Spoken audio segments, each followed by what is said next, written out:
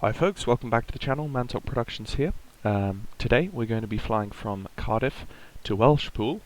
The ORBX Welshpool scenery area has just been released, so I'm looking forward to flying into there. I haven't flown in yet. This is going to be my first viewing of Welshpool.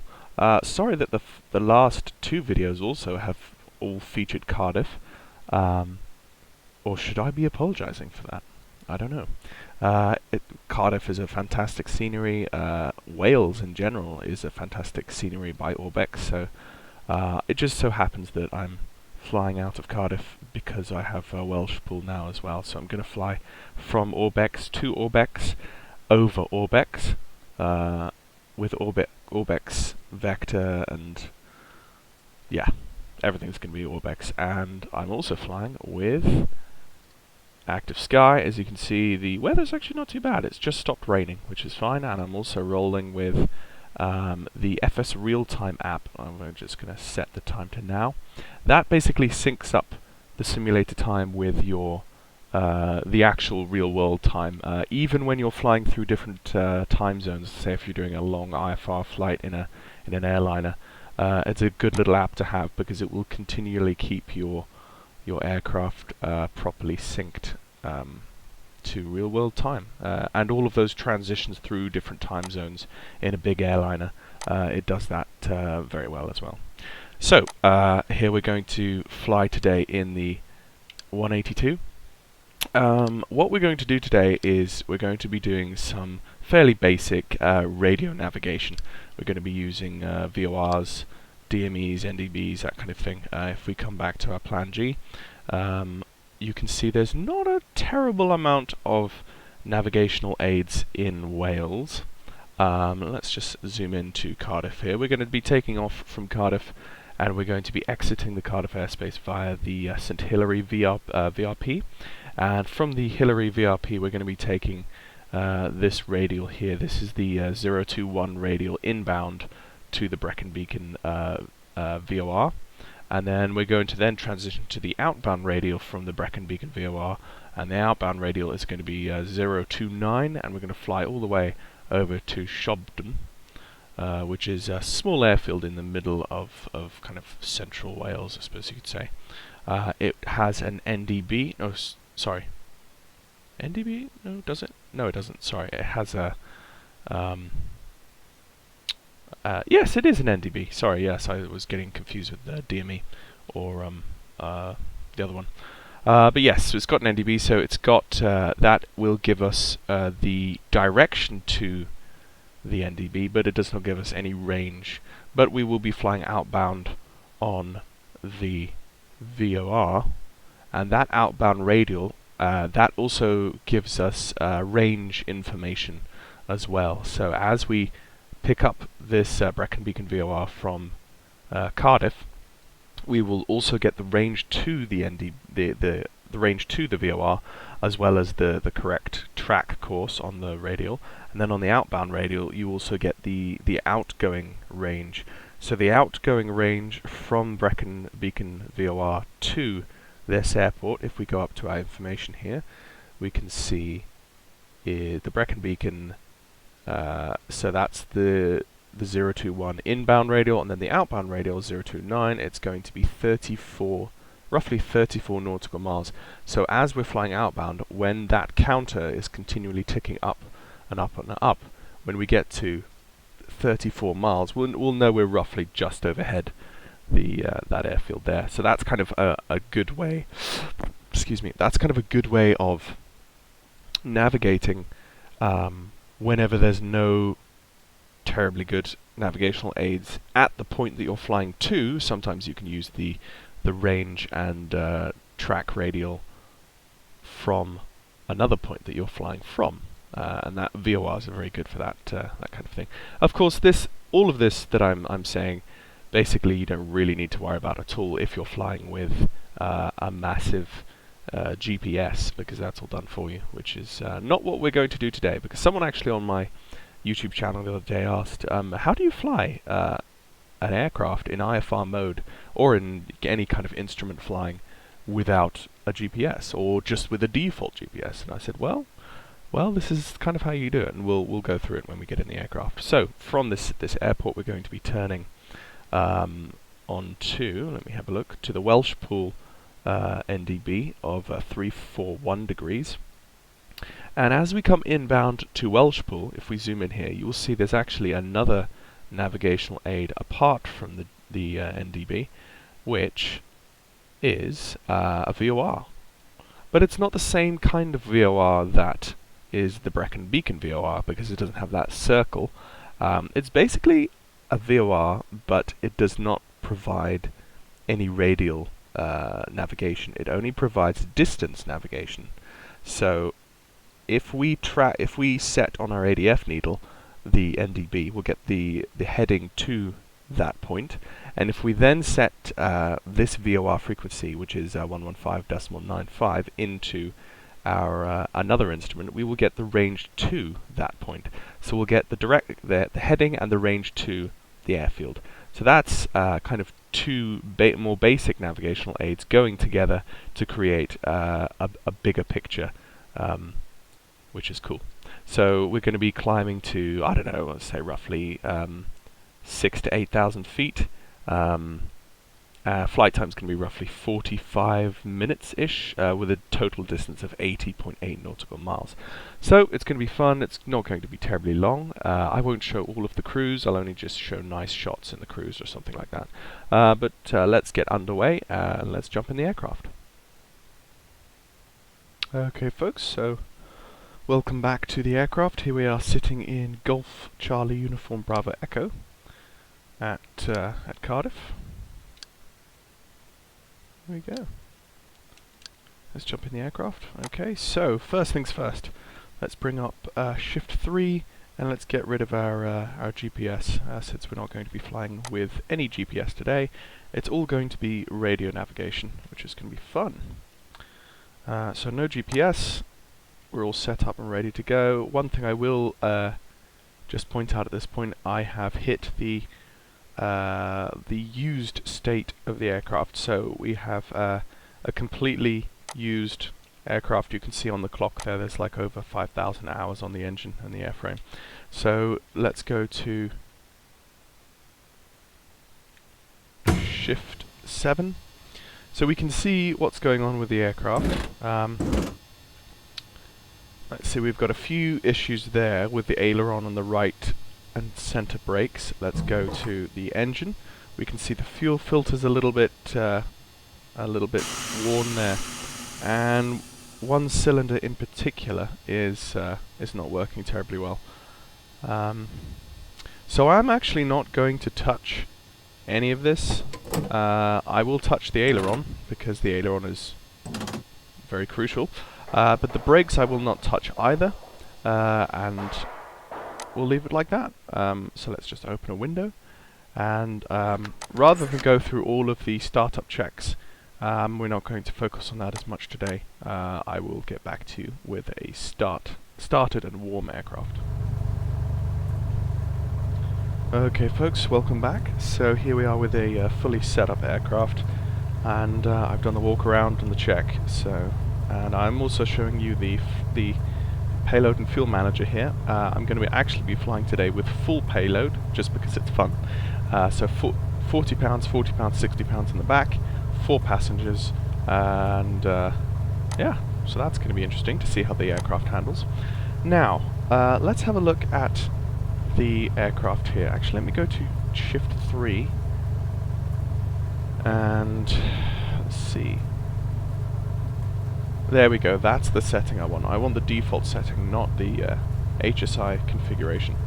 So this is pretty much default. This is basically what you would see on a Cessna 172. If you have the A2A Cessna 172, this is basically what you would see. So this is how we are going to fly today. Just to have a look at the basics, let's hit D to align our heading indicator and B to adjust our altimeter, which both of them are set. So the first navigational waypoint we need is the Brecon Beacon. Let's just go. The Brecon Beacon is frequency 11745, so let's set that in nav1. 145. So if we hit that and put that into standby, yep, we should see our navigational point come alive. The second VOR that we're going to need, or frequency, is actually Welshpool. So that's 115.95. So let's put that in there. And that's in Nav1 standby. Actually no, let's not put that in there. Let's put that in Nav2. And you will see that there whenever it comes alive. It probably won't right now because we're a distance away from Welshpool, but once that happens you'll see that swing into action. So the next navigational point we want is the airport that we're flying to after Brecon Beacon, which is the ADF point is 426. So the way we get it is our ADF unit here. So we've got ADF, we've got that button selected on, and that is the current ADF frequency that we're tracking, but we need to change it. So let's go to hit the frequency button, and that brings up this standby frequency. So we want to set 426, and then if we want to change the middle number, you actually click and it pushes it in, and then it allows you to change the tens. So let's go to, there we go, and then we hit the frequency button, which actually swaps the two frequencies over. So that puts that frequency in the active, which should be reflected in our ADF needle. This will point towards the frequency, this will point towards the navigational marker we've just set, but of course we're on the ground at the moment and a distance away, so that will probably not spring into life until we get a couple hundred feet in the air. The next waypoint that we need is the Welshpool NDB, which is 323. So we're just going to set that in the standby, ready to flip over into the active when we need it. So let's go 323. Just scrolling there. 323. Okay, right. So that's set. That's all lovely. So we have we've got our Brecon Beacon VOR. We have our airport VOR. I can't remember the name of that right now. Actually, no, that's Welshpool VOR. Sorry. And then we have our airport ADF that we're flying to as our waypoint. Can't remember the name of that right now.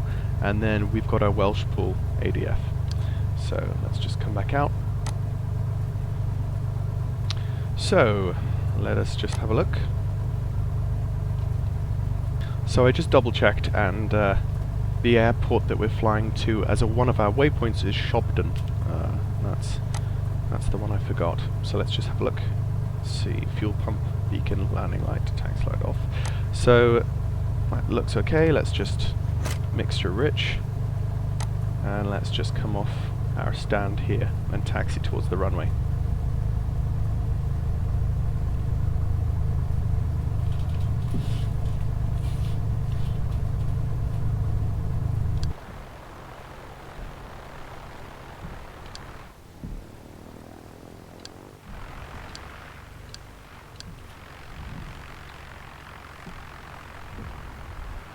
So our wind today is at 230 at 14 knots. So we're going to come to Holding Point Hotel just here. We've just passed it, and we're going to turn left onto the runway and take off in that direction. So let's just jump back in the aircraft. Let's just hit the brakes, and when I hit the brakes you can see the aircraft lists one side. See it turns to the left without me touching it at all. That is the weak brakes on the center and right landing gear. So we must be very mindful of that when we come to land at Welshpool, that we don't hit the brakes too hard, because we'll career off to the left because our brakes are quite weak.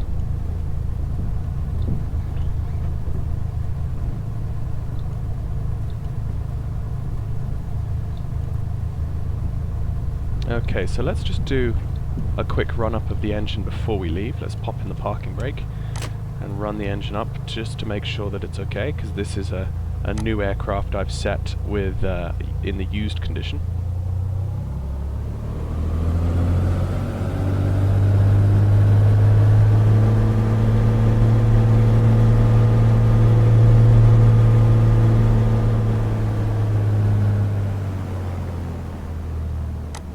hear the propellers there. That was not lovely. Okay, so we seem all good to go. Temperatures and pressures are in the green. So let's go. Just make sure our trim is set. This is going to be a flaps up takeoff because our runway is long enough. Let's just make sure we've got our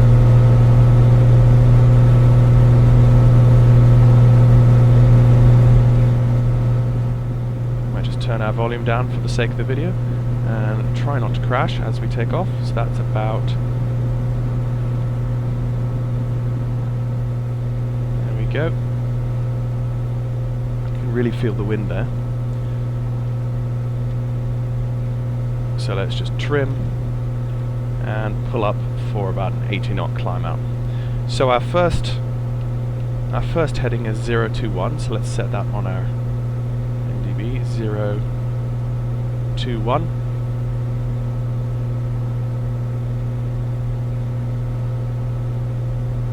Like so. We'll just continue our climb out. We'll climb up to about 2,000 feet. Now, this is our nav1 dial. Our nav1 dial is fed by our nav1 frequency right here, which is the Brecon beacons, and you can see how the counter there, or the I don't know, the needle is swung over to the left. If you can imagine this center point, this nav point, as the heading of our aircraft pointing forwards, the needle is to the left of the aircraft, right? Which means that we are to the left of our current desired track. You can see the needle is gradually swinging over to the center. That means we're coming towards our track from the left-hand side. And as we get to that track, as we capture that track, we will be on track. And then if we continue flying in this direction, we'll be flying over it. But you see how we've got north setting there. We've got north, and we've set this heading using this knob at 021, and you can see on our heading indicator we are about 33, let's say, what's that, 338. So we're actually capturing, we're going to be intersecting our radial to the VOR any time now. Actually, this looks pretty much there. So let's make a left turn, and let's bring the heading of our aircraft around to 021 roughly, like so. Now let's just trim, let's bring our heading indicator around, let's get this set up. Right, let's get this set up for heading, and let's hit altitude, see vertical speed, say 600 arm. Okay, so let's just pull our propeller pitch down to about 75%. Let's pull our power down to about 75%, and at 3,000 feet we'll start leaning. Okay, so we're currently on heading indicator hold. That's okay. But what we want to do, and now you can see that we've just come off that track. Now what we want to do is make sure our autopilot is actually sticking to our radial rather than just going heading hold. So we do that by hitting nav. And that right there means that it's now connecting to nav. Now it's going to be following our active nav1 frequency rather than our heading. See, now it's turning to the left of our heading, excuse me, off our heading, and it's going to be capturing that right there. Let's just watch. Let's just watch what our pitch is doing there. And now you can see in the bottom, you can see our nautical mile counter is counting down. That is actually showing us our range to the VOR, which is very good. And that is showing us our current speed to the VOR. So if we were flying 45 degrees to the VOR, that would not be showing us our true speed. That would only be showing us our speed traveling towards the VOR. and it shows us how many minutes. Let's actually just zoom in here, and it shows us how many average minutes it would take to get to the VOR. So that's all very interesting and helpful information, and we will be using this Bendix King unit in a moment or later on for tracking the range 2 Welshpool when we get there, because we'll be flicking this over to frequency and dialing in a specific frequency for it to track the range 2 rather than it just tracking our nav 1 range. Okay, so we're up at 3,000 feet. Let's just lean out slightly. Roughly, I usually lean out to about 75% as a good starting point for our EGT. Let's just zoom in here to our EGT. You can see our EGT needle is going to start rising. As you can see, that's just... Oh, I don't really have an easy dock camera set up for that right now, but you can see our EGT needle is rising above our red line. Let's just keep our red line right there, and as we get up to about 6,000 to 8,000 feet, I think I've set 7,000 feet in the autopilot. Okay, once we get up to 7,000 feet, we will lean even more. So we're climbing nice and steadily now at roughly 100 knots, coming through 4,000 feet. So let's just have a look outside.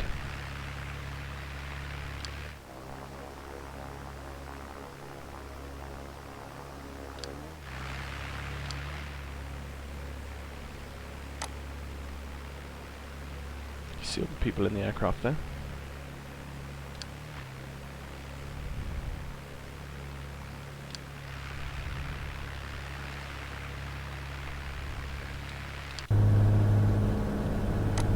And also the thing about using a VOR radial to track in your autopilot, or just fly it manually if you want. The cool thing about a radial is that even if you have a side wind like we have now, the autopilot will keep you on that desired track. So even if you have a side wind that may push you off, so if you're flying heading mode, the aircraft on the autopilot will keep you tied to that heading. But if you've got a side wind, it's going to push you off to one side or the other. But tracking a radial eliminates that problem, because it's actually giving you an accurate track to hang on to. So it's very, very good, particularly if you're flying through clouds or in the nighttime. So you don't have to really worry as much about any kind of wind component. That is eliminated with radial tracking.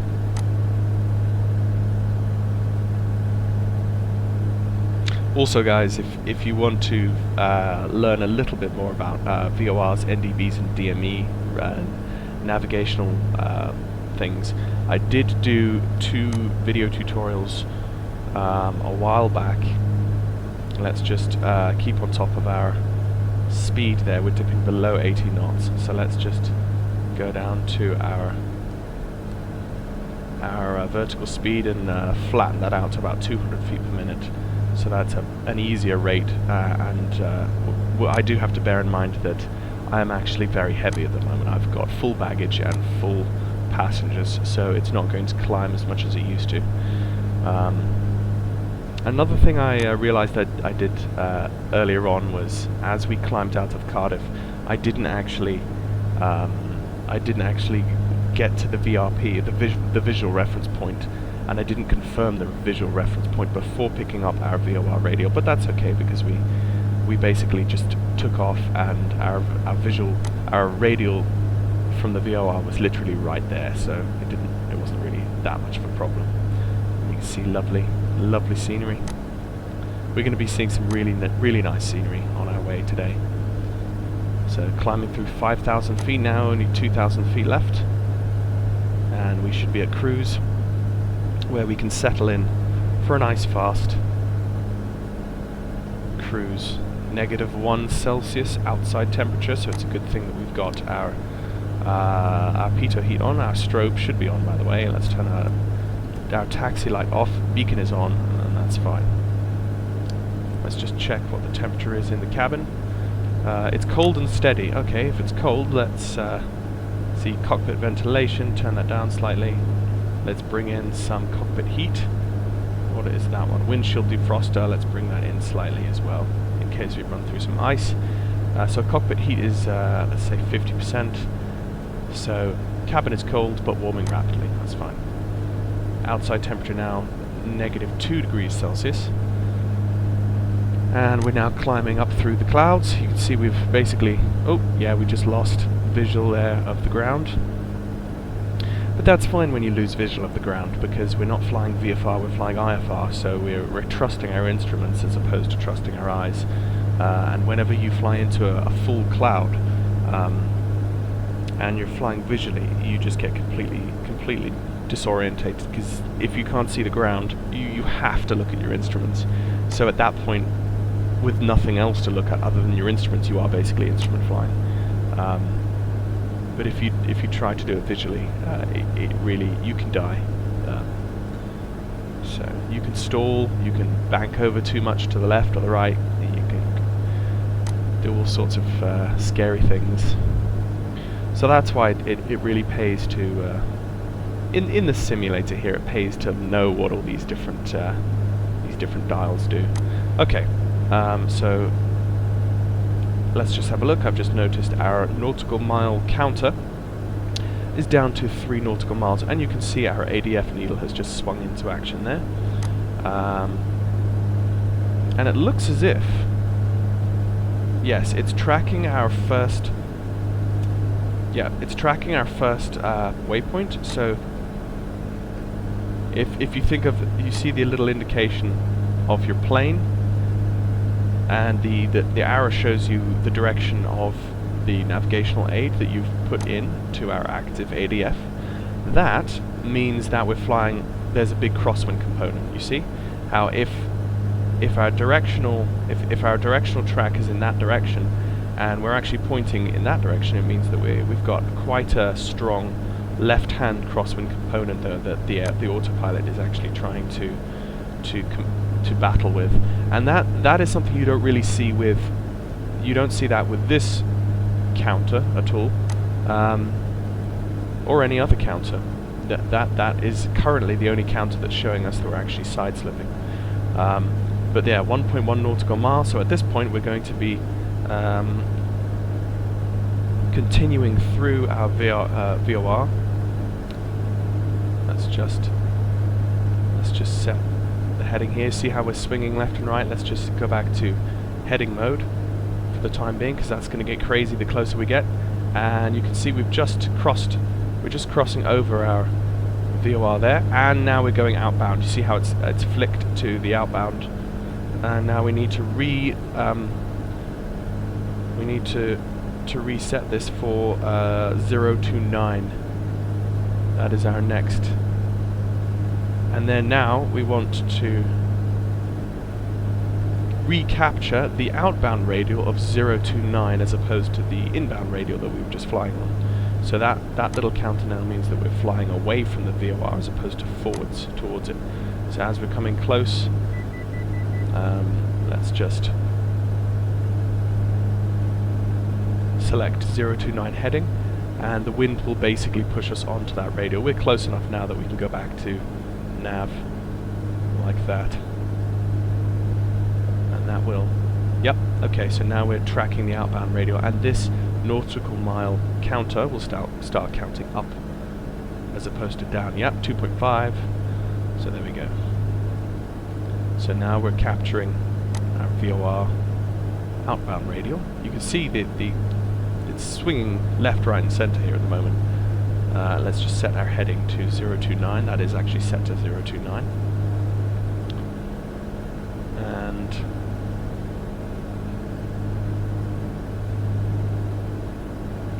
we're still on, that doesn't make any sense.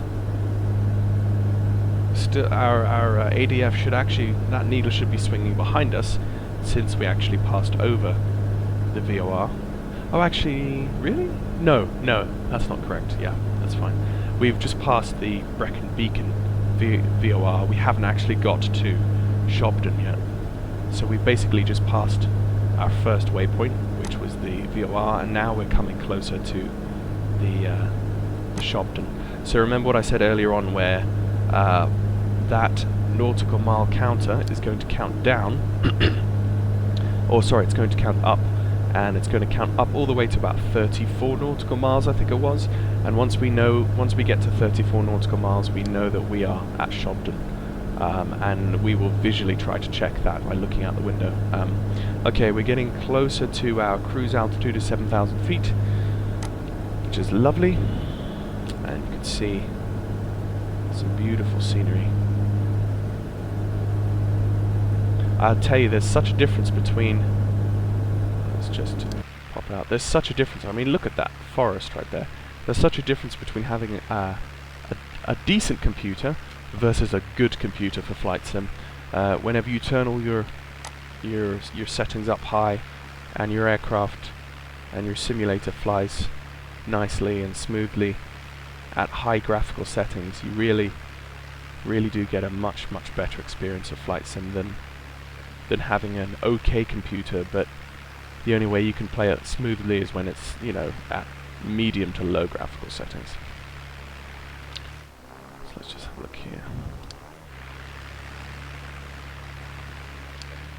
So it's a bit of a blustery day today. It's not terribly smooth, but it's not dangerous at this point. The turbulence just gives us a bit of a bumpy ride. Let's come back into the cockpit here. We're gradually climbing higher.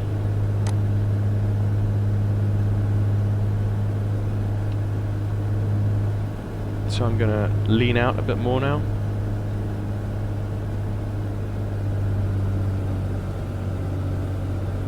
So we're currently about 1900 RPM,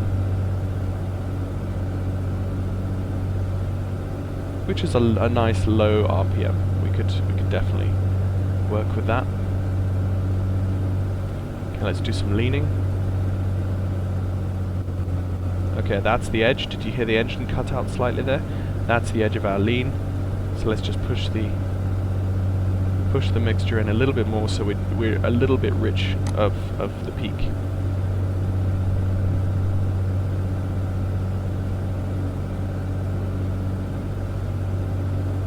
So 10 nautical miles now, so our waypoint, our airfield is off in that direction.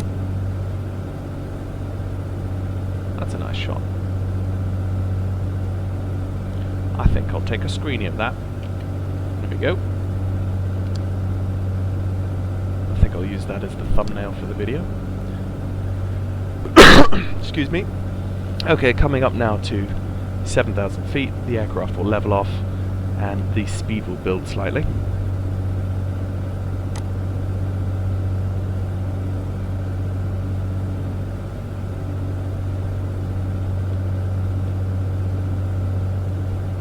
Uh, 1800 RPM is a good low RPM, and it shouldn't stress out. It won't stress out the engine. The less RPM, the less wear and tear you basically put on the engine. Okay, now we've captured 7,000 feet. You can see the aircraft, the nose is going to go down slightly, and we're just going to be building our speed ever so gradually there. Okay, so just 14 nautical miles out from our Brecon Beacon VOR, which is fine. Beautiful scenery.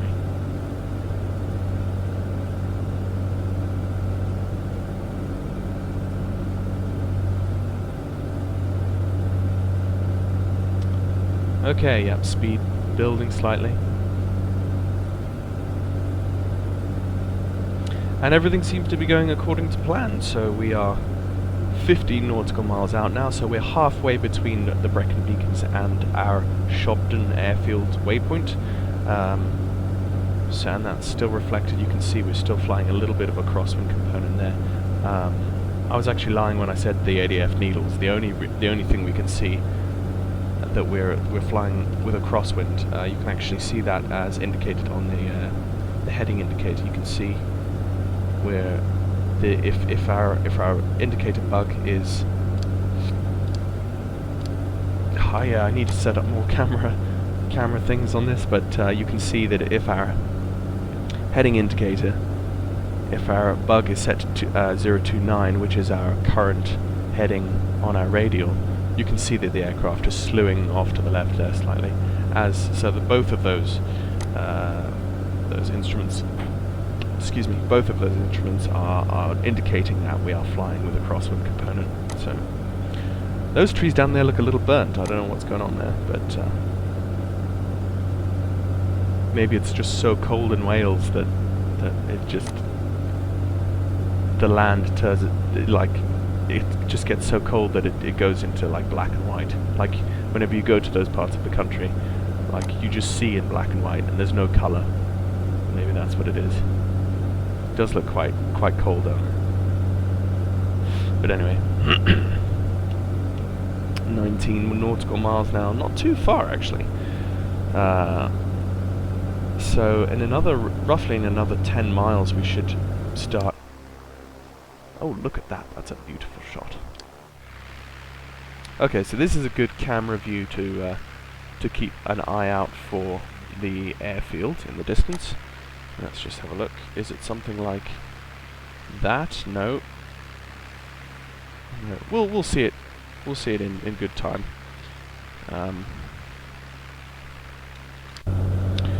But just to 20 nautical miles now. Only 10 nautical miles to go for our next turn.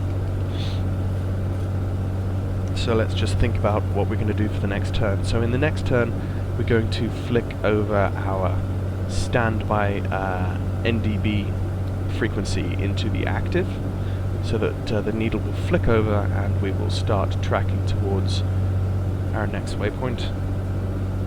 And then the next leg, actually, we don't have a VOR track. All we have is our radial-less VOR, which is a VOR or a DME. It's basically, it gives us DME information, distance information, but it does not give us a radial. So we're going to have to fly with heading hold, I think, unless there's something about that DME that I did not figure out. Unless there's something that can do for us more than I think it is. I'm probably just confusing you now, but whatever. See, cruising at a respectable 120 knots. So almost 25 nautical miles now. So not long now. Let's just have a look. Can't see that airfield right now. We might not see it until we're right on top of it because of these clouds, but we'll do our best. So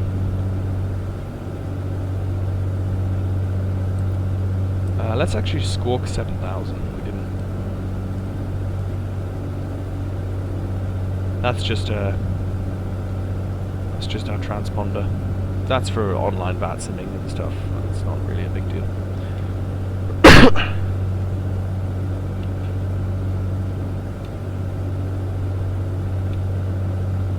So whenever we get close enough, I'm going to flick over. I'm going to flick over to the frequency hold, and I'm going to dial in our Welshpool frequency, and that will give us the distance. That will give us the distance 2, and I will also flick over our ADF or our NDB. ADF is the name of the needle. That's the ADF needle, and the NDB is basically the name of the navigational aid that we are actually tracking. So whenever I use those two terms, that I basically mean the same thing. This tracks the ADF indicator, tracks the NDB. That's basically how it is. So whenever I talk about an NDB, I'm talking about whatever it is that I use with this gauge that I'm using to track. So the ADF indicator tracks the NDB, and the VOR, or the NAV1 and the NAV2 gauges, both track the active frequencies that you've got set in NAV1 and NAV2. So, okay, 25 nautical miles, we're getting close now. Let's just pop outside, and yes, we have visual confirmation that we're in the right place in the world. We're not down in Australia or Finland or America, for goodness sakes. We would really be lost then. But we are in fact in central Wales, which I think almost is the definition of being lost, but anyway, all of my millions of Welsh viewers just threw their computer out the window in disgust at what I just said, but anyway, it's okay.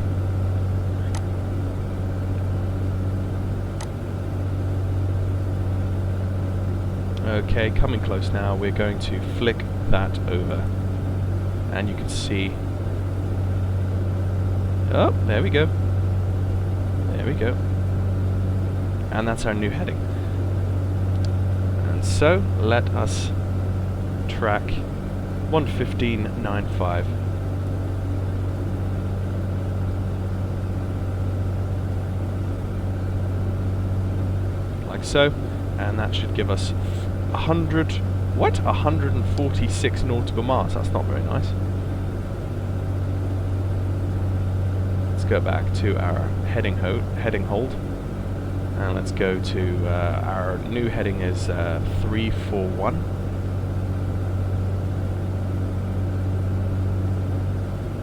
So this should be the direct heading to our new point. I just auto reset the heading indicator and the altimeter. That's something you have to do. You see, you've got your actual magnetic compass, and every now and then you have to reset your heading indicator to reflect the same as the magnetic compass, because this heading indicator card will unsync itself over a period of time, which can get quite confusing. So, as you can see, our direct to waypoint is there. I'm not quite sure what our crosswind component is at this point, so I'm actually just going to err on the side of caution and fly a few degrees to the left of our desired heading, because I'm guessing that we're going to get quite a massive crosswind component.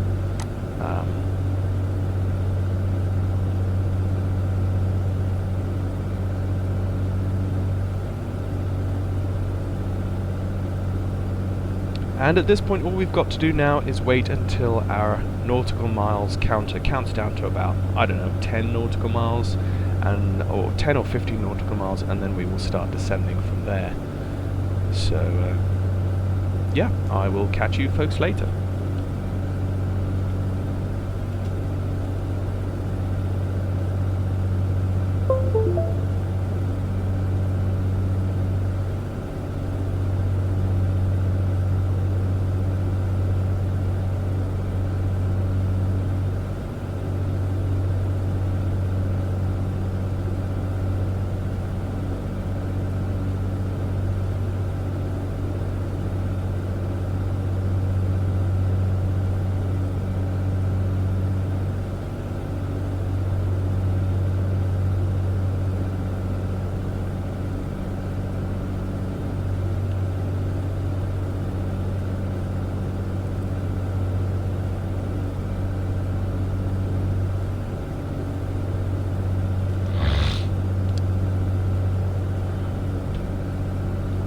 Okay folks, I just made a mistake there actually, which I'm just going to tell you about. Rather than having our tracker here set to the frequency mode, that was actually inaccurate. If I kept that at the RMT mode, and I've actually set in our new VOR into nav1, and it's actually tracking the nav1 distance. So rather than do that, I was pretty sure I didn't have 127 nautical miles to fly, so I only actually have 20 nautical miles. That's just not an accurate readout. So I'm not going to trust that. So I went back to this mode to track nav1. And as you can see, we've got that. It's not a full VOR with radials. And you can see that because we've put that navigational frequency in nav1, and nothing is being displayed on our nav1 counter. So there's no actual information from that VOR. It's not a full VOR to show us that information, but it does still give us our distance readout, which is what's more important here at that stage. I think our particular track is our crosswind component is fairly strong, so I'm going to basically I'm going to fly direct towards using this counter, and the way you fly, if you've got a crosswind component and you're just flying by your ADF needle, as your ADF needle starts to drift, which shows that you're actually drifting off course, you just readjust your current heading that you're flying to counteract that drift. It's a bit fiddly, but it does the job. And let me just go back to Plan G and check how many miles to the airport so that I know when to start descending.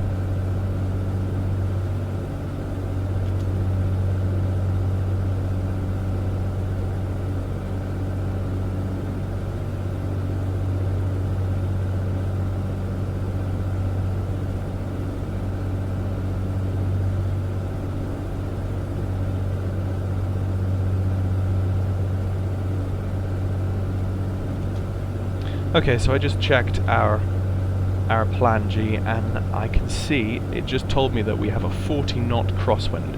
So that's a much bigger crosswind than I originally thought, and we are drifting off to the right hand side of our track. So I'm just going to adjust to the left, and we have roughly 25 nautical miles to fly. So really not that far before we hit Welshpool.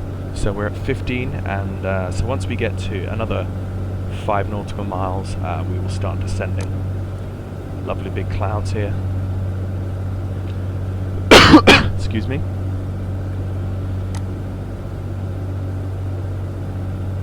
I see how the clouds actually like rotate whenever I rotate my camera view. I'm not quite sure if that's a setting I can get rid of. I can't remember that happening too much whenever I had my old computer set up, but that's just me. It doesn't really matter. It doesn't bother me as much. Particularly when you've got your camera view set to kind of this kind of view, and you don't change your camera view, you're not flying around all the time, it doesn't actually show up as a big deal. Okay, so it looks like Welshpool is in this kind of direction. What we're going to do is we're going to descend, and we're going to fly a circuit and get a feel for the airfield before we land, and get a feel for the crosswind component as well before we land, because that's going to be very interesting.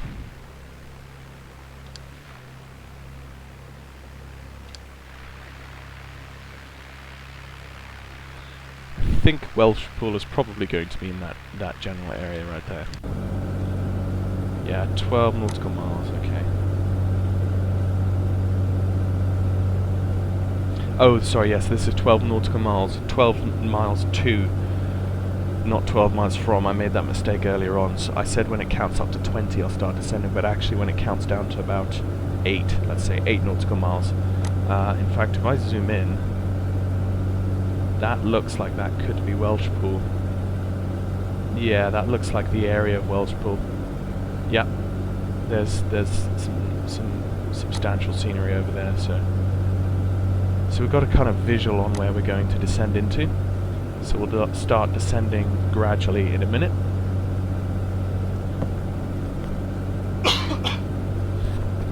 Excuse me, I still have a bit of a weak throat from a cold I had about a month ago, and the cold lasted like 2 weeks. It was awful, and I still have, my throat still is not what it was. So there we go. That looks like Welshpool there. Can't see any airfield yet, but I'm sure we will at some point. It's a nice little location, right the way up in central Wales. I do like this location. I think I will base a lot of VFR flights from this location in future videos, just because it just seems like a really nice out-of-the-way place. That a nice little VFR field. We could have a lot of fun with in YouTube videos in this location, I think. Let's just have a look. Oh, some lovely scenery here.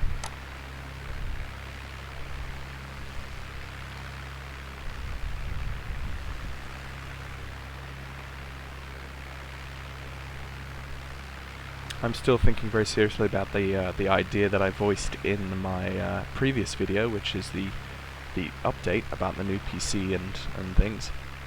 And the new idea being that I create some very high quality tutorials on a kind of a PPL course, but aimed at flight sim, but using real world, trying to use as much real world navigational and real world aviational information from PPL textbooks and course books and stuff.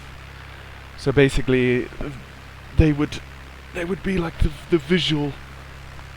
It would be like a visual video course on like a visual PPL course on flight simming. So as a VAT simming beginner, you could watch this tutorial video course, and it would give you everything you need to know to learn proficient VFR, small aircraft, PPL stuff. Which is kind of along the lines as what VATSIM does try to do for you, in fact. VATSIM, you can take your P1 rating on VATSIM, and that's along the same lines as a PBL style thing. So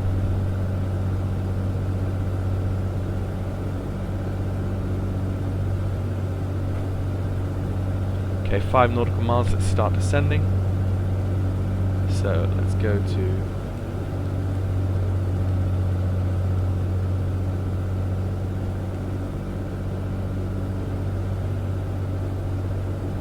actually, let's just pull out the autopilot.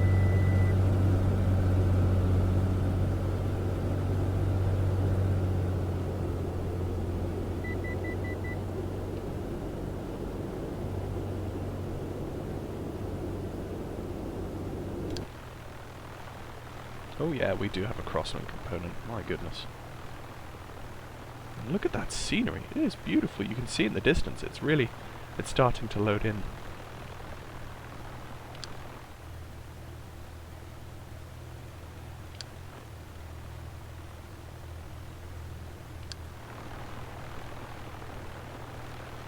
It's a little turbulent today.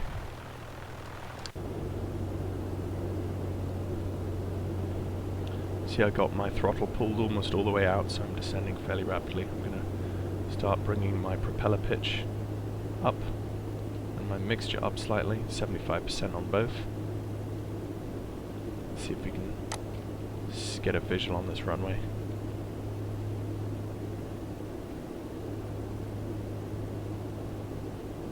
Nope, not yet. You can just see the town of Welshpool. Oh, there's the airfield right there. That's nice. That's so cute.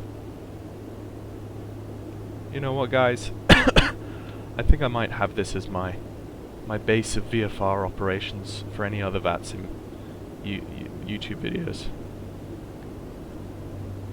You could do a lot of really fun Cessna 172, A2A, Piper Cub, any kind of VFR, small aircraft ops would be fantastic out of a place like this. And you've got lots of lovely empty space around to do lots of things. Okay, so really coming down now. Let's have a look. There is our airfield. We're going to be landing runway 22, I believe it is. So let's set our heading indicator. I think it's 22, yeah.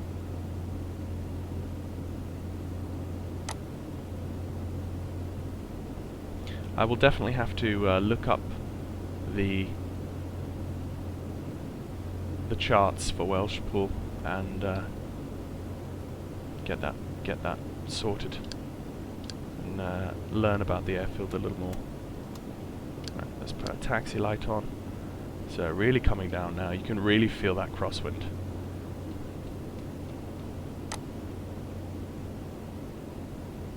So there's the airfield. That's a nice looking airfield. I like that. That's cute. Okay, so we will fly coming down through 2000. I'd say I'm gonna do. I'm not gonna go any further down than 2000 because I've got this massive great hill right there. I'm going to do a bit of a circle around the airfield just to get a feel for this.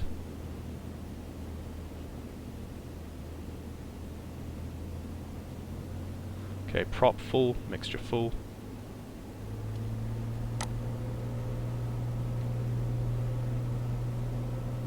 Where'd he go? Where did it go? Ah, there it is. That is nice. I like that. That's really well done by ORBX as well. They've really done a lovely job on a lovely little local airfield like that. So.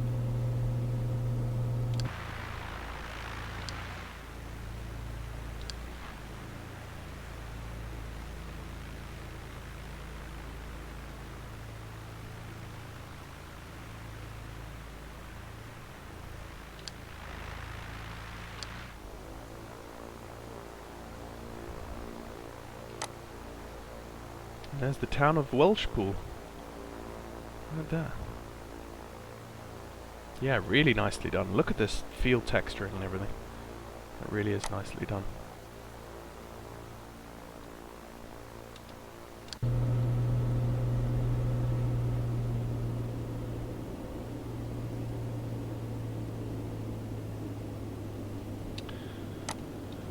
Okay, so with the airfield over there, let's come around again for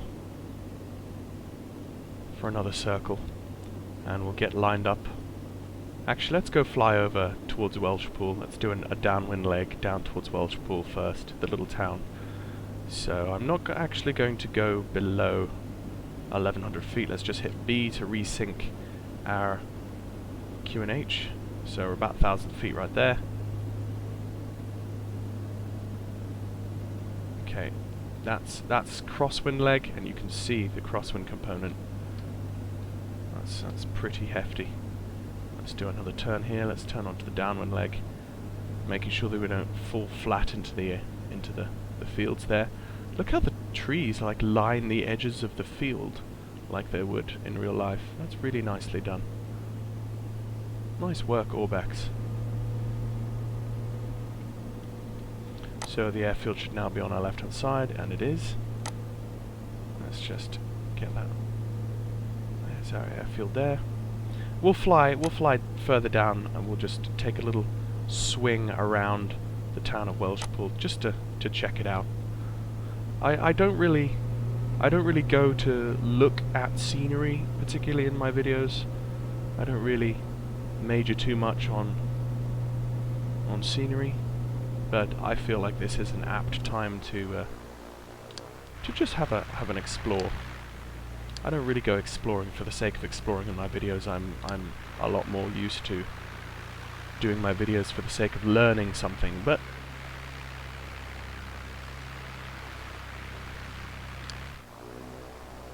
I'm just climbing gradually because I don't like the look of those trees.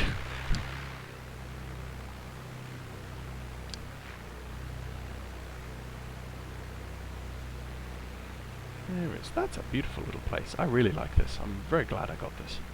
It's not expensive scenery. It's quite nice.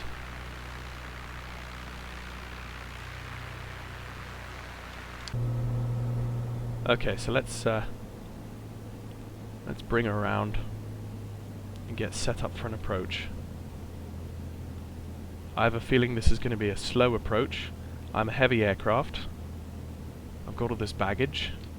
So what I'm going to want to do is, I'm not going to do a full flap landing. I'm probably going to set one stage of flaps now.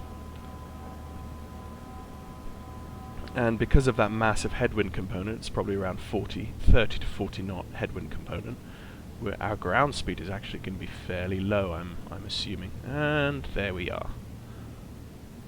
Onto the runway. Yeah, so we'll just trim out Just trim for a nice stable approach. Set the trim right about there. I'm just trimming with buttons on my joystick. I don't have a trim tab on my desk here or anything. Let's not go below 70 knots for this approach actually.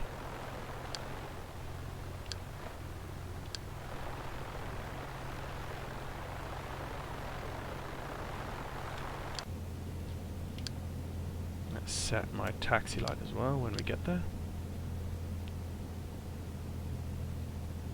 Yeah, okay, so that's I call that a nice stable approach. Oh, sorry, excuse me. Flying around with these camera views here. That's nice. Look at the little smoke coming from the chimneys. I like this place. I hazard to say that this is probably setting up to be my new favorite scenery.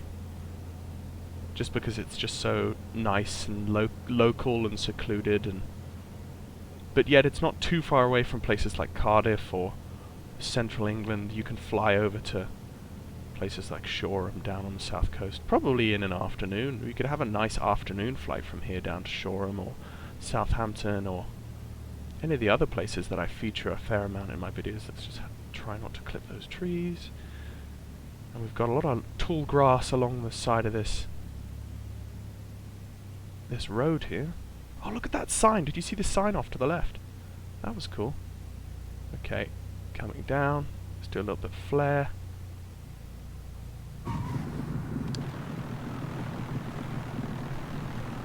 That was alright.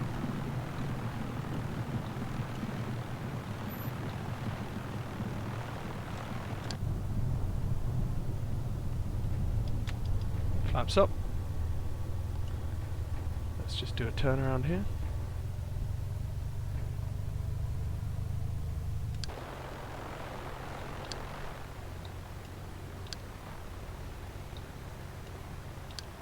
Oh, and remember our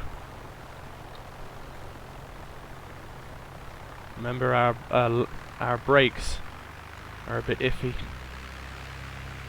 I'll probably fix our brakes when we get into the hangar here, but I didn't particularly notice our brakes doing anything funny on our touchdown roll, but I suppose we should be thankful for that.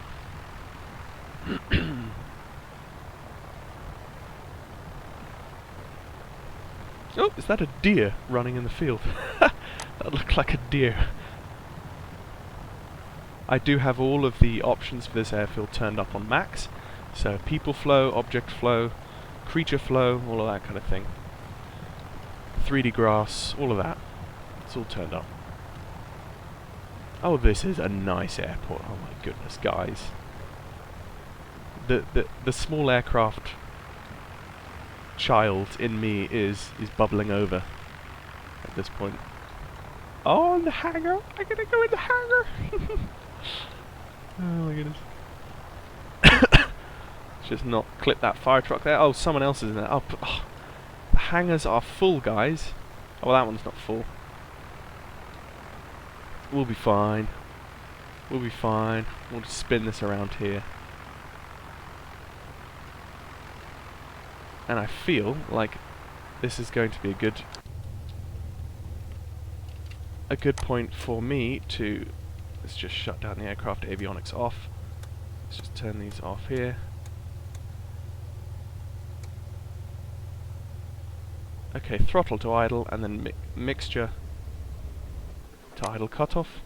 Wait for the props to stop turning, and then ignition to off. Okay, so what we're going to do now is we're going to use the tow thingy.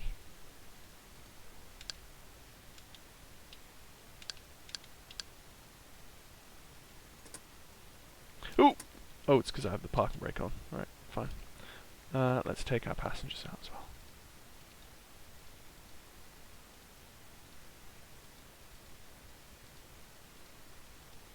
There we go. Passengers are all out. And let's make this an empty plane as well.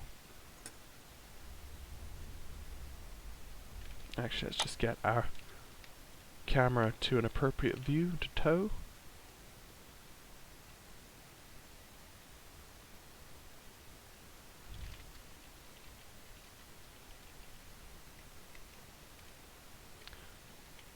This is about where we would be towing our aircraft.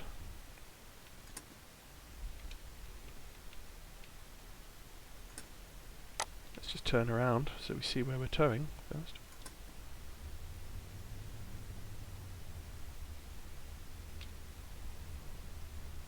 Make sure we don't hit the sides of the barn with our wingtips. Yeah, we're all good. We're all good. Oh, look at that.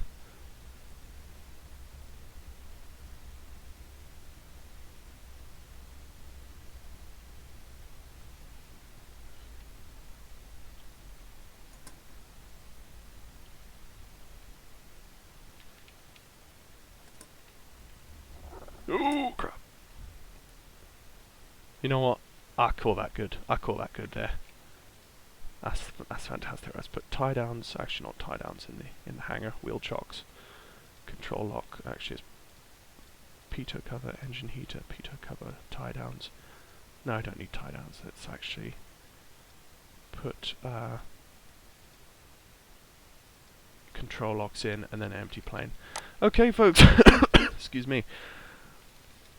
Wow, that was fun. I actually really enjoyed that. A little bit too close to that aircraft there. I hope he doesn't mind.